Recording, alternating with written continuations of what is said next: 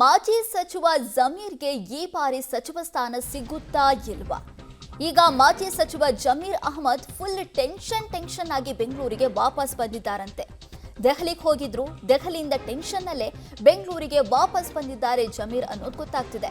ಸಚಿವ ಸ್ಥಾನ ಕೈ ತಪ್ಪುವ ಆತಂಕದಲ್ಲಿದ್ದಾರಾ ಹಾಗಾದ್ರೆ ಮಾಜಿ ಸಚಿವ? ಬೆಳಗ್ಗೆ ದೆಹಲಿಗೆ ಹೋಗಿದ್ದಂತ ಶಾಸಕ ಜಮೀರ್ ಯಾಕೆ ಟೆನ್ಷನ್ ಆಗಿದ್ದಾರೆ? ಟೆನ್ಷನ್ನಿಂದ ಬೆಂಗಳೂರಿಗೆ ಬರುವಂತದ್ದಾದ್ರೂ ಏನಾಯ್ತು? ಫೋನ್ನಲ್ಲಿ ಫುಲ್ ಟೆನ್ಷನ್ನಲ್ಲಿ ಮಾತಾಡ್ತಾ ಇದ್ರು ಮಾಜಿ ಸಚಿವ ಜಮೀರ್ ಅನ್ನೋದು ಗೊತ್ತಾಗ್ತಾ ಇದೆ.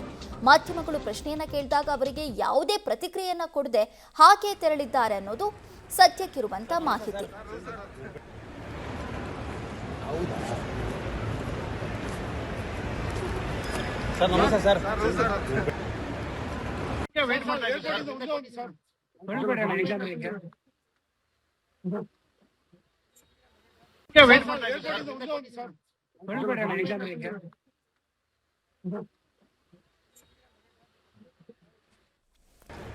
ದಾವಣಗೆರೆ ಬೈ ಎಲೆಕ್ಷನ್ ಸಂದರ್ಭದಲ್ಲಿ ಏನೆಲ್ಲ ಆಗಿತ್ತು ಅನ್ನೋದನ್ನ ನೋಡಿದ್ವಿ.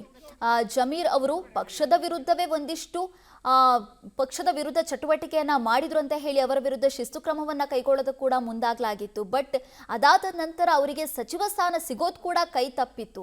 ಈಗ ಅವರಿಗೆ ಸಚಿವ ಸ್ಥಾನ ಸಿಗುತ್ತಾ ಇಲ್ವಾ ಅನ್ನುವಂಥದ್ದೇ ದೊಡ್ಡ ಪ್ರಶ್ನೆಯಾಗಿದೆ. ಇವತ್ತು ದೆಹಲಿಗೆ ಹೋಗಿದ್ರು, ಈಗ ಬೆಂಗಳೂರಿಗೆ ವಾಪಸ್ ಬಂದಿದ್ದಾರೆ. ಬಟ್ ಅವರ ಮುಖದಲ್ಲಿ ಒಂದು ರೀತಿ ಟೆನ್ಷನ್ ಕಾಣಿಸ್ಕೊಂಡಿದೆ. ಹಾಗಾಗಿ ಅವರಿಗೆ ಈ ಬಾರಿ ಸಚಿವ ಸ್ಥಾನ ಕೈ ತಪ್ಪುತ್ತಾ ಅನ್ನುವಂಥ ಪ್ರಶ್ನೆ ಈಗ.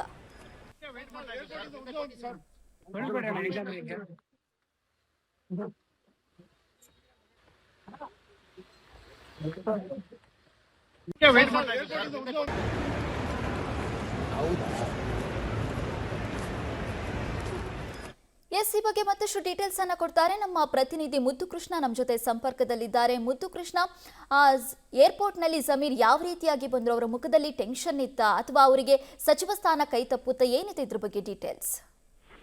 ಖಂಡಿತ ನಯನ, ಈಗಾಗಲೇ ಕೂಡ ಸಚಿವ ಸ್ಥಾನದ ಆಕಾಂಕ್ಷಿಗಳು ದೆಹಲಿ ಪೆರೇಡ್ ಅನ್ನ ಮಾಡಿರ್ತಾ ಇರುವಂತದ್ದು, ಮತ್ತೆ ದೆಹಲಿಯಲ್ಲಿ ಹೈಕಮಾಂಡ್ ನಾಯಕರನ್ನ ಭೇಟಿ ಮಾಡಿ ಮತ್ತೆ ವಾಪಸ್ ಆಗ್ತಾ ಇರುವಂತದ್ದು. ವಾಪಸ್ ಆದಂತಹ ಬಹುತೇಕ ನಾಯಕರು ಏರ್ಪೋರ್ಟ್ ನಲ್ಲಿ ಮಾಧ್ಯಮಗಳಿಗೆ ಪ್ರತಿಕ್ರಿಯೆಯನ್ನ ಕೊಡ್ತಾ ಇದ್ದಾರೆ. ಕೆಲವರು ಹೇಳ್ತಿದ್ದಾರೆ ಇನ್ನೂ 2-3 ದಿನಗಳ ಕಾಲ ವಿಳಂಬ ಆಗ್ಬೋದು. ಈಗಾಗಲೇ ಕೂಡ ಲೋಕಸಭೆ ಅಧಿವೇಶನ ಇರುವಂತಹ ಹಿನ್ನೆಲೆಯಲ್ಲಿ ಹೈಕಮಾಂಡ್ ನಾಯಕರೆಲ್ಲರೂ ಕೂಡ ಬ್ಯುಸಿಯಾಗಿದ್ದಾರೆ, ಹಾಗಾಗಿ ತಡ ಆಗ್ತಿದೆ. ಹಾಗಾಗಿ ನಮ್ಗೆಲ್ಲ ಕೂಡ ಸಚಿವ ಸ್ಥಾನ ಸಿಗುತ್ತೆ ಅನ್ನುವಂತ ಆತ್ಮವಿಶ್ವಾಸದ ಮಾತುಗಳನ್ನ ಹೋದವರು ಬಂದಂತ ಸಂದರ್ಭದಲ್ಲಿ ಹೇಳ್ತಾ ಇರುವಂತದ್ದು. ಆದ್ರೆ ಜಮೀರ್ ಅವರ ಪ್ರತಿಕ್ರಿಯೆ ಮಾತ್ರ ಒಂದು ರೀತಿ ವ್ಯತಿರಿಕ್ತವಾಗಿತ್ತು. ಕಾರಣ ಯಾಕೆ ಅಂತಂದ್ರೆ, ಹೋದಂತಹ ಸಂದರ್ಭದಲ್ಲಿ ಮಾಧ್ಯಮಗಳಿಗೆ ಪ್ರತಿಕ್ರಿಯೆ ಕೊಟ್ಟಂತಹ ಜಮೀರ್ ಖಾನ್ ಅವರು ಬಂದಂತಹ ಸಂದರ್ಭದಲ್ಲಿ ಯಾವುದೇ ರೀತಿಯ ಪ್ರತಿಕ್ರಿಯೆಯನ್ನು ಕೊಡಲಿಲ್ಲ. ಫೋನ್ ನಲ್ಲಿ ಮಾತನಾಡುತ್ತಾ ಹೊರಗಡೆ ಬಂದಂತವರು ತುಂಬಾ ಒಂದು ರೀತಿಯ ಹತಾಶಾಭಾವದ ಮನೋಭಾವದ ರೀತಿಯಲ್ಲಿ ಕಂಡ್ರು. ಮಾಧ್ಯಮಗಳು ಅವರನ್ನ ಪ್ರತಿಕ್ರಿಯೆ ಪಡೆಯಲಿಕ್ಕೆ ಮುಂದಾದ್ರೂ ಕೂಡ ಯಾವುದೇ ರೀತಿಯ ಪ್ರತಿಕ್ರಿಯೆಯನ್ನ ಕೊಡ್ಲಿಲ್ಲ. ನಾನು ಮಾತಾಡೋದಿಲ್ಲ ಅನ್ನೋ ರೀತಿಯಲ್ಲಿ ಫೋನ್ ನಲ್ಲೇ ಮಾತಾಡ್ಕೊಂಡು ಅವರು ಕಾರತ್ತಿ ನೇರವಾಗಿ ಸೀದಾ ಬೆಂಗಳೂರಿನ ಹೊರಟು ಅಂತ. ಅಂದ್ರೆ ಅವರ ಮುಖದಲ್ಲಿ ಒಂದು ರೀತಿಯ ಟೆನ್ಷನ್ ಭಾವ ಇತ್ತು. ತಾವು ಹೇಳ್ತಾ ಇದ್ರಿ, ಈಗಾಗಲೇ ಕೂಡ ಹಿಂದೆ ಆದಂತಹ ಘಟನೆ ಏನಿದೆ, ದಾವಣಗೆರೆ ಬೈ ಎಲೆಕ್ಷನ್ ಸಂದರ್ಭದಲ್ಲಿ ಪಕ್ಷ ವಿರೋಧಿ ಚಟುವಟಿಕೆ ಏನು ಆರೋಪ ಇತ್ತು, ಆರೋಪಕ್ಕೆ ಸಂಬಂಧಪಟ್ಟ ಕೂಡ